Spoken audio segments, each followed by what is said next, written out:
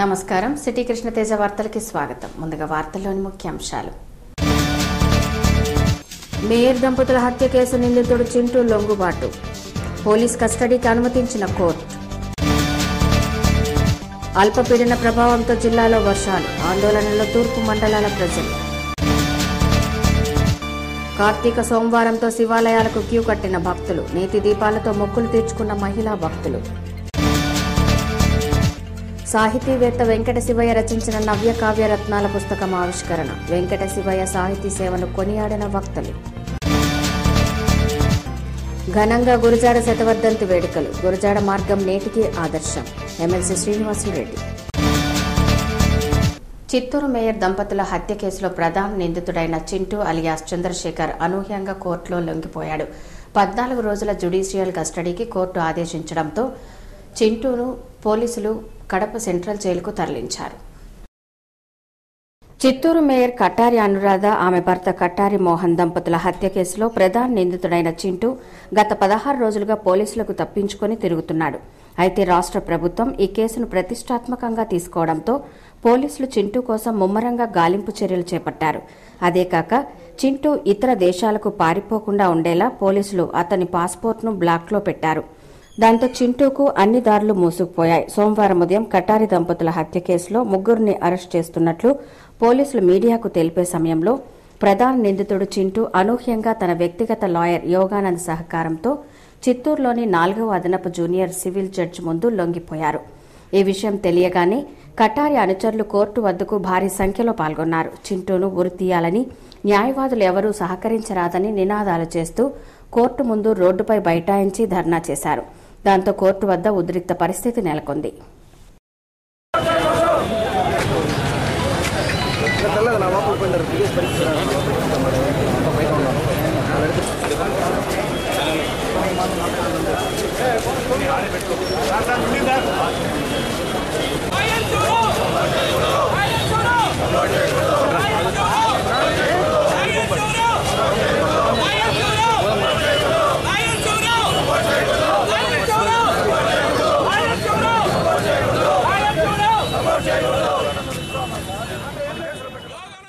ఇదిలా ఉండగా కోర్టులో లొంగిపోయిన ప్రధాన నిందితుడు చింటూకు 14 రోజుల రిమాండ్ విధించింది. అయితే కోర్టు వద్ద ఉద్రిక్త పరిస్థితి నెలకొనడంతో శాంతి భద్రతల సమస్య తలెత్తుతుందని గుర్తించి చింటూను కడప సెంట్రల్ జైలుకు తరలించాలని కోర్టు పోలీసులను ఆదేశించింది. దాంతో భారీ పోలీసు బలగాల మధ్య చింటూను ప్రత్యేక వాహనంలో కడప సబ్ జైలుకు తీసుకెళ్లారు. అదే సమయంలో కట్టారి అనుచరులు పోలీసు వాహనాన్ని అడ్డగించే ప్రయత్నం చేయగా పోలీసులు వారిని తరిమి కొట్టారు. పోలీసు వాహనంపై కట్టారి అనుచరులు చెప్పులు విసిరారు.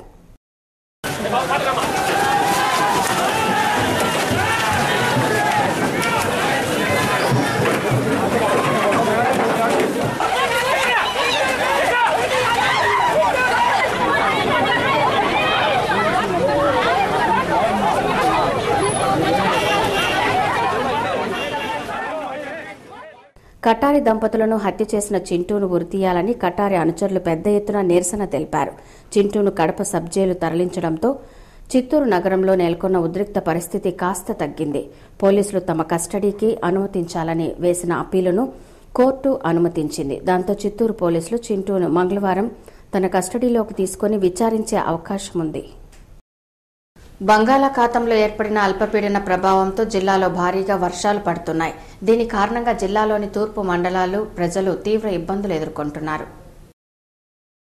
అల్పపీడన ప్రభావంతో జిల్లాలోని వివిధ ప్రాంతాల్లో ఓ మోస్తరుగా భారీ వర్షం కురిసింది. దీని కారణంగా పట్టపగలే జాతీయ రహదారిపై వెళ్లే వాహనాలు లైట్లు వేసుకుని తిరిగే పరిస్థితి నెలకొంది. కాగా భారీ వర్షం కారణంగా జిల్లాలోని చెరువులన్నీ వరద నీటితో కలకలలాడుతున్నాయి. లోతట్టు ప్రాంత ప్రజలను ప్రభుత్వ అధికారులు అప్రమత్తం చేసి తరలిస్తున్నారు.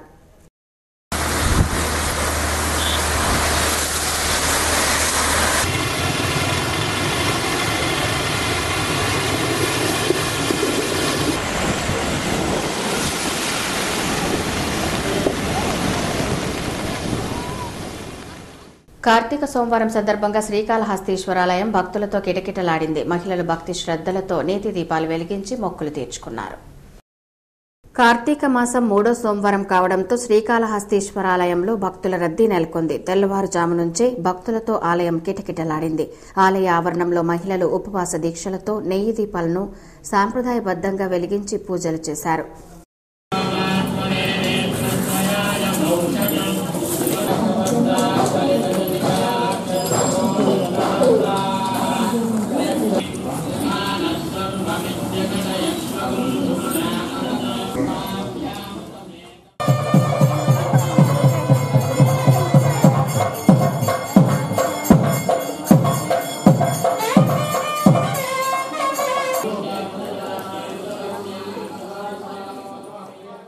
అలాగే రేణుగుంట మండలం గాజుల మండ్యంలోని శ్రీ కామాక్షి సమేత మూలస్థానేశ్వర స్వామి ఆలయంలో 3వ కార్తీక సోమవారం సందర్భంగా ప్రత్యేక పూజలు నిర్వహించారు. భక్తులు మూలస్థానేశ్వరునికి స్వయంగా అన్నం తీసుకొచ్చి అన్నాభిషేకం చేశారు. అనంతరం భక్తులు అభిషేకించిన అన్నంతో పాటు పండ్లు పలహారాలతో స్వామివారిని అలంకరించారు.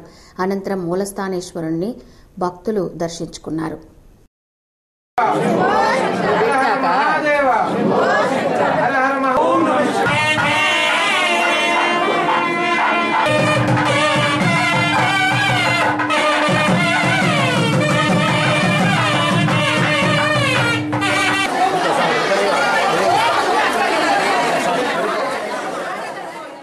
విద్వత్ కవి రత్నగా పేరొందిన కనుమల్లూరు వెంకట శివయ్య గొప్ప సాహితీవేత్త అని శాసనమండలి సభ్యులు గాలి ముద్దుకృష్ణంనాయుడు కొనియాడారు.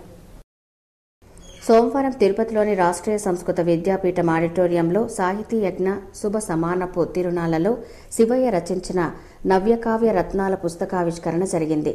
ఈ కావ్య ఆవిష్కరణకు ముఖ్య అతిథులుగా సాహిత్య వల్లభ బిరుదు పొందిన కనుమల్లూరు వెంకట శివయ్య, శ్రీ విశ్వయోగి విశ్వంజీ మహారాజ్, ఎమ్మెల్సీ గాలి ముద్దుకృష్ణంనాయుడు, వీసీలు హరే కృష్ణ శతపథి, దుర్గా భవానీ, సినీ నిర్మాత ఎన్వి ప్రసాద్ దంపతులు, డాక్టర్ సుధారాణితో పాటు ప్రముఖులు హాజరయ్యారు.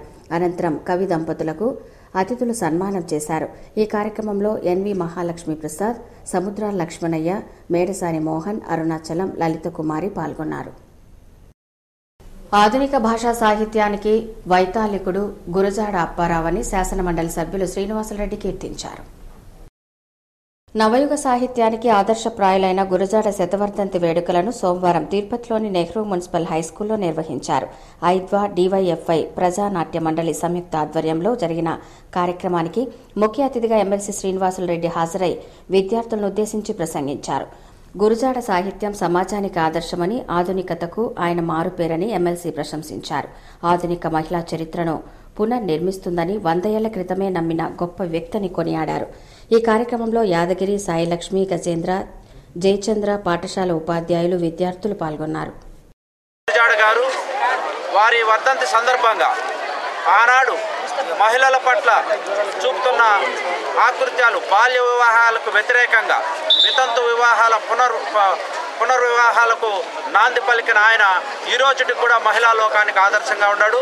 అదే కాకుండా సమాజంలో ఉన్న అత్యధికమైన రుగ్మతులు, అవినీతి, అక్రమాలు, రెండోది వచ్చింది అనేకమైన అసాంఘికమైన కార్యక్రమాలు, అరాచకాలు, మూఢనమ్మకాలు, వీటన్నింటినీ విరగొట్టడానికి ఇప్పటికి కూడా మన గురజాడ గారే ఈ రోజుకి కూడా ఆదర్శంగా ఉన్నారు అనేది మనకు తెలిసిన సత్యం.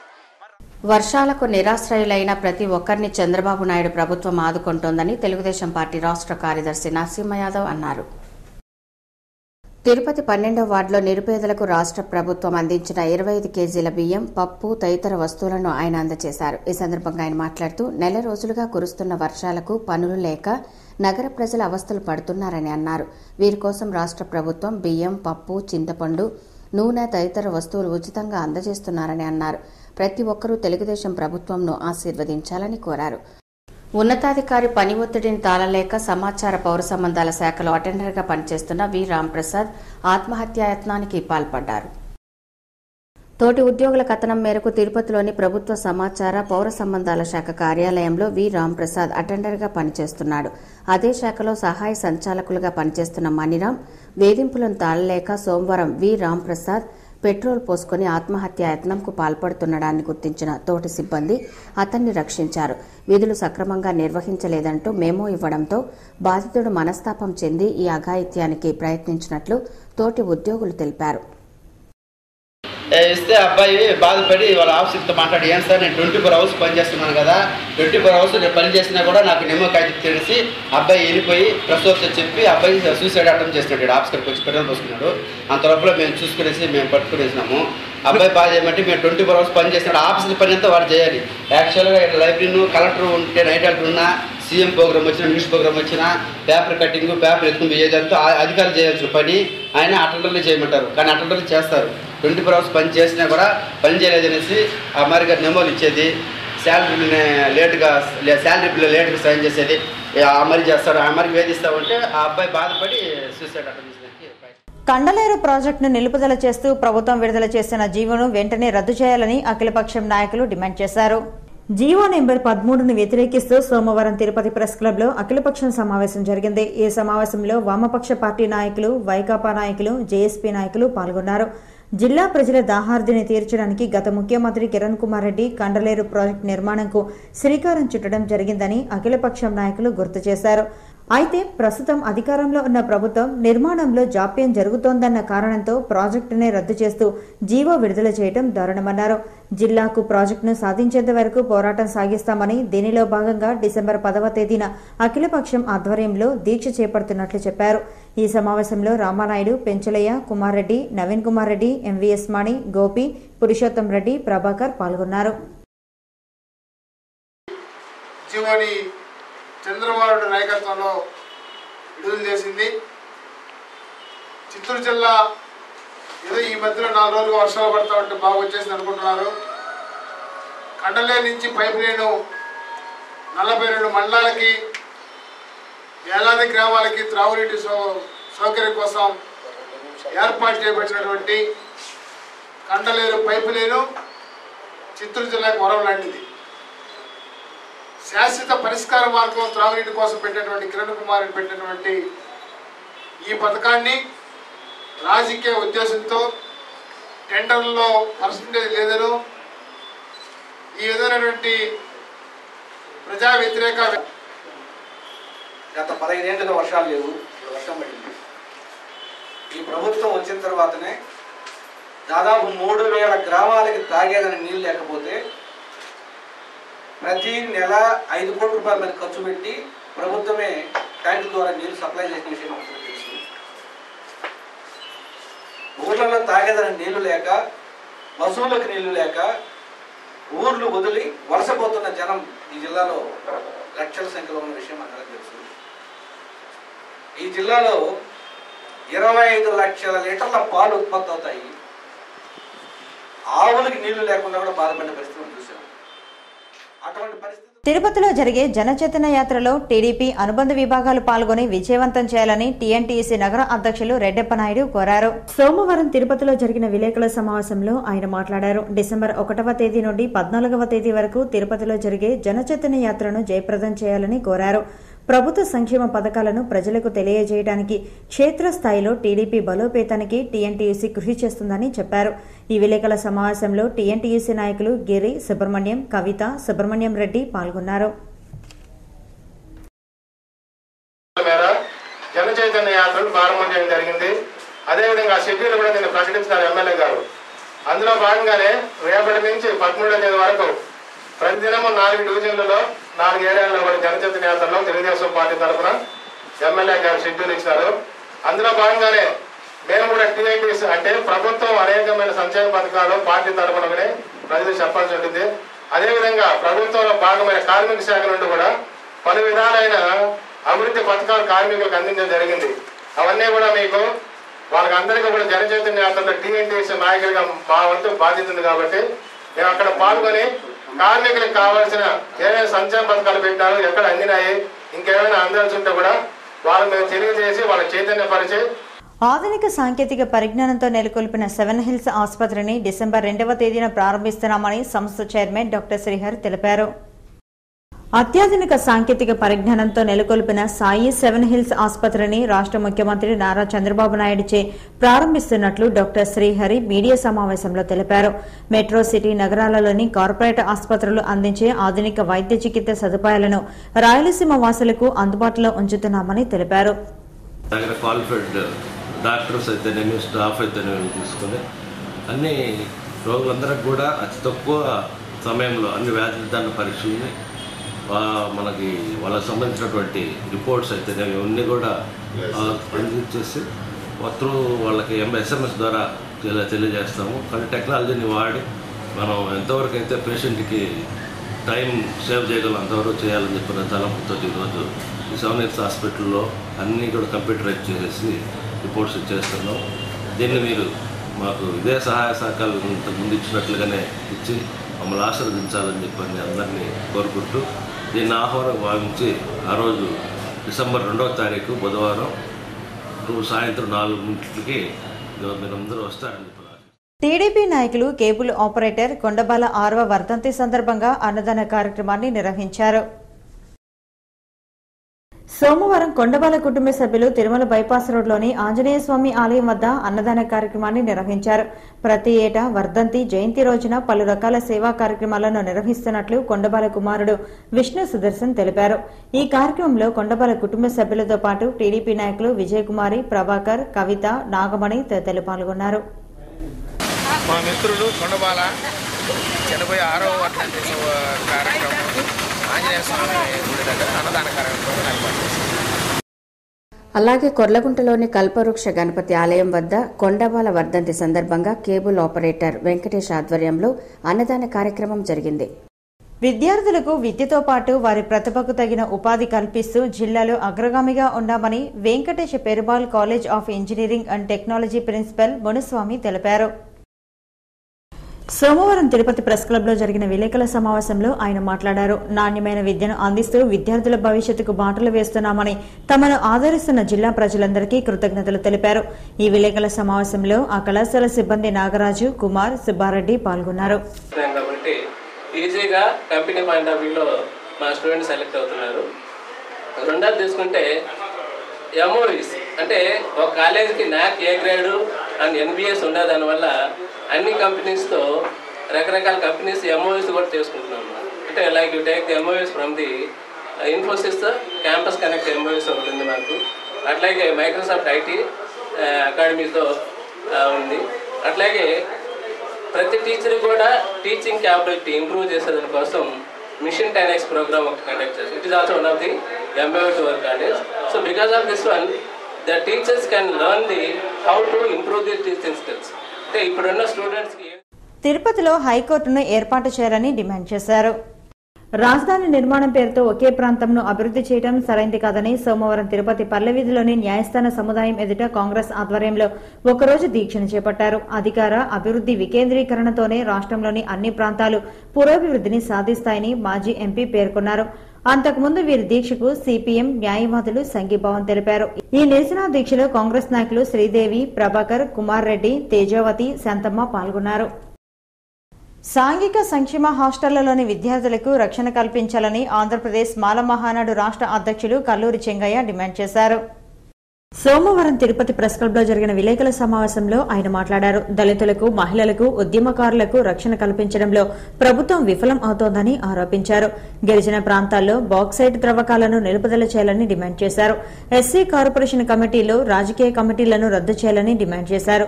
మాల మహానాడు 19వ రాష్ట్ర మహాసభలో కొన్ని తీర్మానాలను చేశామని వాటి సాధన దిశగా ఉద్యమిస్తామని తెలిపారు. ఈ విలేకరుల సమావేశంలో ఓబిలేష్, సుబ్బారాయుడు, రవీంద్ర, ప్రసాద్, అప్పారావు పాల్గొన్నారు. చేయడం జరిగింది. అనేక డిమాండ్స్ కూడా ప్రభుత్వం ముందు ఉంచడం జరిగింది. మరి ఇవాళ అందరూ కూడా పత్రికా సోదరులు, జర్నలిస్టుల యొక్క కృషితో చాలా చక్కగా మేము చేసినటువంటి కష్టాన్ని ఈరోజు ప్రజెంట్ చేయడం కూడా జరిగింది. మరి ఇవాళ 2వ రోజు మా సభలో కొనసాగింపులో భాగంగా ఉదయం జరిగినటువంటి రాష్ట్ర కార్యవర్గ సమావేశంలో కొన్ని అంగన్వాడీల సమస్యలు పరిష్కరించడానికి తెలుగుదేశం పార్టీ త్వరలో అంగన్వాడీ వర్కర్స్ యూనియన్ ఏర్పాటు చేస్తోందని ఎమ్మెల్యే అన్నారు. తిరుపతి ప్రెస్ క్లబ్ లో ఏర్పాటు చేసిన విలేకరుల సమావేశంలో ఆమె మాట్లాడుతూ ముఖ్యమంత్రి చంద్రబాబు నాయుడు, ఆయన తనయుడు లోకేష్ బాబు అంగన్వాడీలతో చర్చలు జరిపి సమస్యలు పరిష్కరించేందుకు కమిటీలు వేస్తున్నారని అన్నారు. త్వరలో వారి సమస్యలు పరిష్కారం అవుతుందని అన్నారు. డిసెంబర్ 8, 9 తేదీల్లో శ్రీకాళహస్తి 7 గంగమ్మల జాతర మహోత్సవాలు ఘనంగా నిర్వహిస్తున్నట్లు శ్రీకాళహస్తి ఆలయ trust board chairman Guravaiah Naidu తెలిపారు. ముక్కంటేశ్వరుని ఆలయంలో 7 గంగమ్మల జాతర మహోత్సవాలను పురస్కరించుకుని ప్రత్యేకంగా ప్రచురించిన వాల్ పోస్టర్ ని ఆలయ చైర్మన్ ఈవోలు ఆవిష్కరించారు. 8-9 తేదీలలో 2 రోజుల పాటు శ్రీకాళహస్తిలో గల 7 గంగమ్మల జాతర ఉత్సవాలను సంప్రదాయబద్దంగా నిర్వహిస్తున్నట్లు ఆలయ చైర్మన్ తెలిపారు. ఈ కార్యక్రమంలో ఈవో బ్రహ్మరాంబతో పాటు ఆలయ ట్రస్ట్ బోర్డు సభ్యులు పాల్గొన్నారు.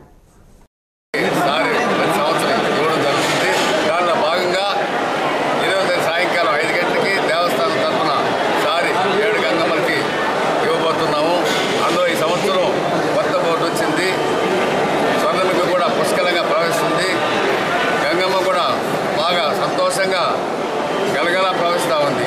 దేవస్థానం ఆనుకునేసి శివపార్వతుల యొక్క ఆశీస్సులు కళాశ ఉంటాయని చెప్పేసి